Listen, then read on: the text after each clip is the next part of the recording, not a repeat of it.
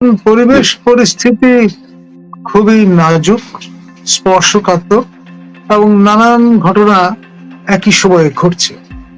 আপনার জুলাই সনদের যে আপনার খসড়া, সেটি ঐক্যমত্য কমিশনের পক্ষ থেকে আপনার অনলাইনে পাঠিয়ে দেওয়া হয়েছে। আবার রংপুরে মংলাচড়ায় দ্বিতীয় বৃহত্তম সম্প্রদায়ের মানুষজনের উপর লাঠের অভিযোগ তুলে নিপীড়ন চালানো হয়েছে।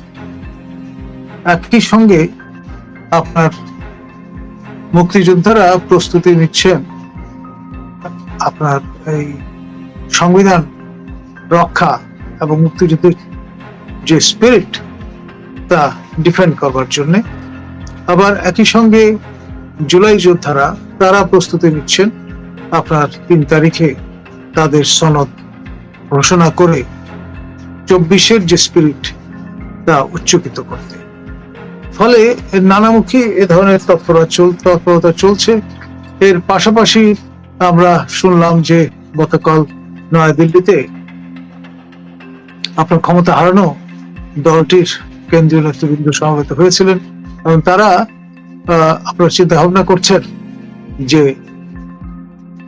তারা একটি প্রবাসী সরকার গঠন করবে, অর্থাৎ গভর্নমেন্ট ইন এক্সাইল।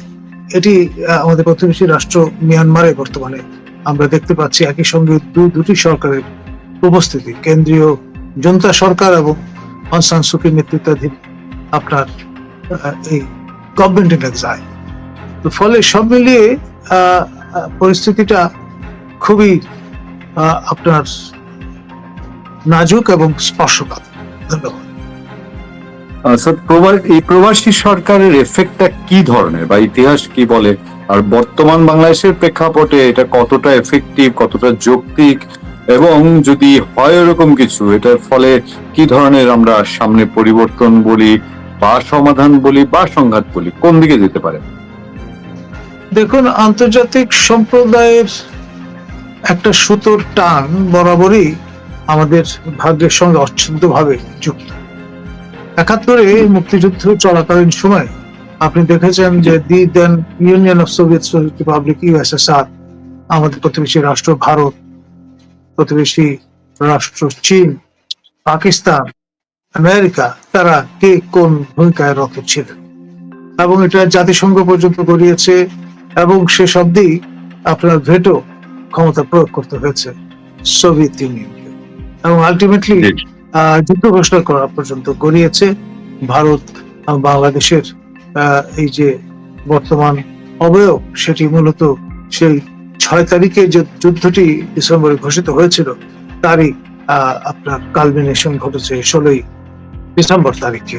এবং পরবর্তীতে ইনস্ট্রুমেন্ট অফ সারেন্ডার চুক্তিতে স্বাক্ষর করেছিলেন আপনার সেই সময় পাকিস্তানের পক্ষ থেকে লেফটেন্যান্ট জেনারেল আমির আব্দুল্লাহ খান নিয়াজি এবং ভারতের পক্ষ থেকে আপনার লেফটেন্যান্ট জেনারেল জগজিৎ সিং অরোরা। এবং তারপরে আমরা দেখেছি সিমলা চুক্তি স্বাক্ষরিত হতে ভারতের প্রধানমন্ত্রী পাকিস্তানের সরকার প্রধান জুলফিকার আলী ভুট্টো তাদের মধ্যে, এবং তার মধ্য দিয়ে মীমাংসা ঘটেছিল 93,000 পাকিস্তানি যুদ্ধবন্দী যারা নিয়মিত বাহিনী তাদের প্রত্যার্পণ। এবং এই পুরো ইতিহাস আমরা কিন্তু জানি। এখানে বাংলাদেশে আপনি জানেন যে সেই সময় একটি প্রবাসী সরকার গঠিত হয়েছিল 17 এপ্রিল আপনার বৈদ্যনাথ তলায় মেহেরপুর, এবং তারপরে এটি নাম ধারণ করে মুজিবনগর। এবং আপনার সেই সরকার প্রধান ছিলেন আমাদের অস্থায়ী রাষ্ট্রপতি হিসেবে এবং প্রধানমন্ত্রী হিসেবে যথাক্রমে সৈয়দ নজরুল এবং আপনার তাজউদ্দিন আহমেদ। আর যেহেতু কারান্তরালে ছিলেন আমাদের দেশের স্থপতি আমাদের জাতির পিতা বঙ্গবন্ধু শেখ মুজিবুর রহমান, সেই কারণে তিনি আমাদের সৈয়দ নজরুল তার পক্ষ থেকে এই রাষ্ট্রের প্রধান হিসেবে প্রথম ভূমিকা পালন করেন। এবং তার ধারাবাহিকতায় এবার যদি নতুন করে আবার প্রবাসী সরকার করতে হয়, সেটি হবে দ্বিতীয় প্রবাসী সরকার। যেমন বর্তমানে যে সরকারটি ক্ষমতায় আছে এটি হচ্ছে দ্বিতীয় অন্তর্বর্তী সরকার।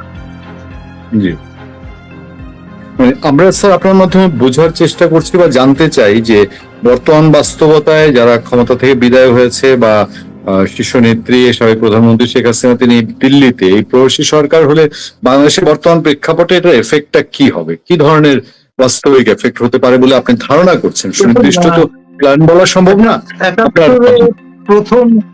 প্রথম প্রধানমন্ত্রী তাজউদ্দিন আহমদও কিন্তু ভারতেই অবস্থান করছিলেন, সৈয়দ নজরুল ভারতে অবস্থান করছিলেন। এক কথায় প্রবাসী সরকারের পুরো মন্ত্রিসভা সবাই কিন্তু ভারতে অবস্থান করছিলেন। সুতরাং সেই ইতিহাস তো আমরা জানি। এখন নতুন করে যদি আমরা আবার ভাবার চেষ্টা করি যে শেখ হাসিনা ভারতে অবস্থান করছেন, এটি কেমন তর? আসলে যাত্রাটা শুরু হয়েছিল দেশের ভারতে অবস্থান করার মধ্য দিয়ে। ভারতের আতিথ্য তারা প্রদান করেছিলেন বলে আমরা অনায়াসে এই সময়টা পার করতে সক্ষম হয়েছিলাম। মানে স্যার আমি একটু আপনার মনোযোগ আকর্ষণ করবো, যেমন আমি যদি যুক্তি জানতে চাই বা তর্কই করতে চাই যে হ্যাঁ একটা এরকম সরকার হবে, কিন্তু ধরেন আওয়ামী লীগ তারা এর মধ্যে হরতালও ডেকেছিল, একবার না দুবার হরতাল ডেকেছে আমরা যতটুকু জানি, কিন্তু সেগুলো ফিল্ডে কোনো এফেক্ট সেই অর্থে আমরা দেশের মানুষ দেখতে পাইনি। তাহলে এই প্রবাসী সরকারে কি এফেক্ট কোন ধরনের, বা তাদের চিন্তা সম্পর্কে কি আপনার কোনো ধারণা আছে, বা তারা এই চিন্তা থেকে যে এরকম পেতে পারি, কোন চিন্তা থেকে তারা এই প্রবাসী সরকারের দিকে যাচ্ছে? ডিপ্লোম্যাটিক একটা অ্যাঙ্গেল আছে। ধরুন যেমন অং সান সু কির যে প্রবাসী সরকার, তার প্রতি সকল দেশের আপনার পাশ্চাত্য দেশগুলো নৈতিক সমর্থন। তো এখানে যদি দুটি সরকার গঠিত হয়ে যায় তখন দেখা যাবে ডিপ্লোম্যাটিক যে স্বীকৃতি সেটা নিয়ে টানা হেঁচড়া শুরু হয়ে যেতে পারে। আমি তাতে অবাক হওয়ার কিছু থাকবে না। আচ্ছা, তার মানে ইন্টারন্যাশনালি একটা প্রেসার হতে পারে। আচ্ছা, তাহলে এই জায়গাটা স্যার করবেন দেশের ডেমোক্রেসি কন্টিনিউ করবেন, সেই কিন্তু আপনাকে থমকে দাঁড়াতে হবে।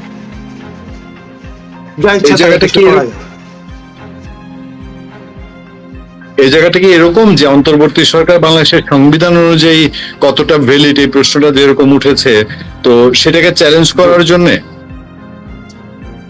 পার্টলি। দ্বিতীয়ত হচ্ছে আপনি এক ধরনের ন্যারেটিভ কন্টিনিউয়াসলি বোম্বার্ডেড করছেন,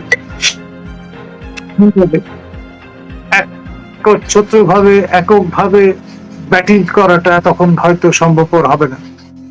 আসলে বাংলাদেশ হচ্ছে সব সম্ভবের দেশ। এখানে পূর্ব নজির যদি থাকে ভালো, না হলে নতুন ইতিহাস তৈরির চেষ্টাও পরিলক্ষিত হয়, সেটি আপনার নতুন মাত্রা যোগ করে। বাংলাদেশ এখন এমন একটি ক্রস রোডে দাঁড়িয়ে যে কোনো দিকে এটা ধাবিত হতে পারে। ধন্যবাদ স্যার। মানে আমি সোজা দর্শকদের কাছ থেকে জানতে চাই, দর্শকদের পক্ষে জানতে চাই যে এটার এফেক্ট ফিল্ড লেভেলে কি হতে পারে আমাদের দেশের ভেতরে পরিস্থিতির দিক থেকে।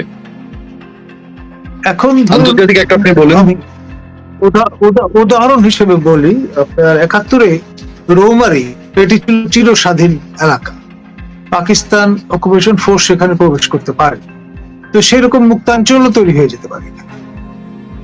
আপনার প্রবাসী সরকার যদি তাদের কার্যক্রম শুরু করে তখন কিন্তু পুরো জাতি একটা ডিলেমার মধ্যে পড়ে যাবে, এবং সেটা সুযোগ নেবে আন্তর্জাতিক শক্তি বিজয়, এতে কোনো সন্দেহ নেই।